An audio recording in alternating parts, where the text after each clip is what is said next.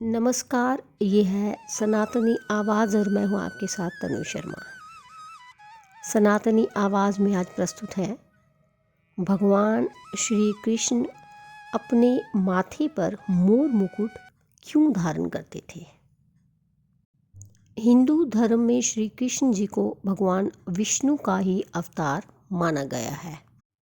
भगवान श्री कृष्ण का नाम लेते ही हमारी आंखों के सामने उनके सुंदर और मनमोहक छवि आ जाती है। श्री कृष्ण की सभी छवियों में उनके माथे पर मोर पंख और मुकुट शोभायमान होता है।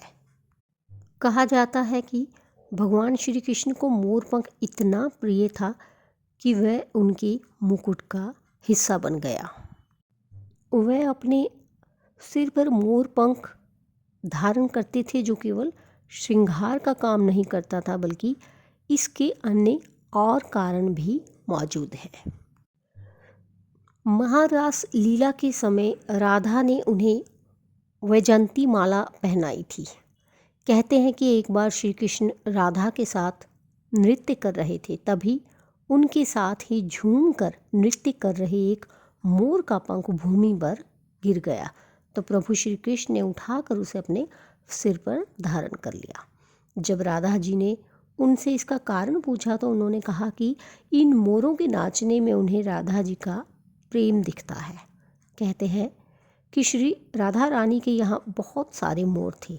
ये भी कहा जाता है कि बचपन से ही माता यशोदा अपने लल्ला के सर पर इस मोर पंख को सजाती थी।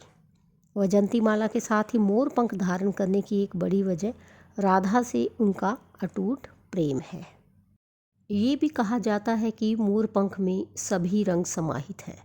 भगवान श्री कृष्ण का जीवन कभी एक जैसा नहीं रहा।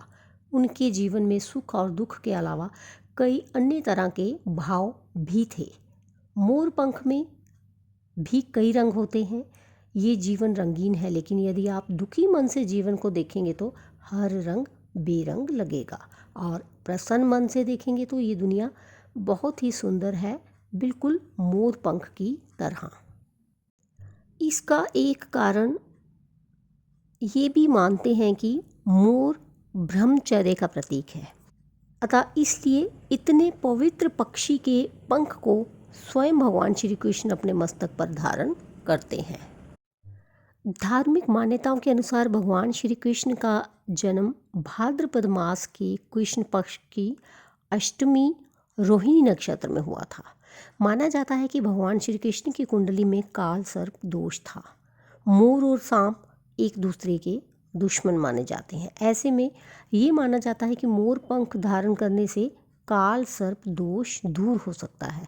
इसी कारण से भगवान श्री कृष्ण अपने सिर पर मोर पंख धारण किया करते थे।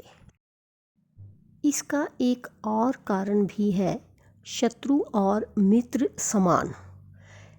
कहते हैं कि भगवान श्री कृष्ण मोर पंख धारण करके ये संदेश देना चाहते हैं कि मेरे लिए दोनों ही समान हैं। श्री कृष्ण के भाई शेषनाग के अवतार थे, और मोर तो नाग का शत्रु होता है। मोर पंख को माथे पर लगाकर उन्होंने ये बताया है कि मित्र और शत्रु के लिए उनके मन में समभाव है। तो दोस्तों, इसके साथ ही मुझे दीजिए अनुमति। धन्यवाद।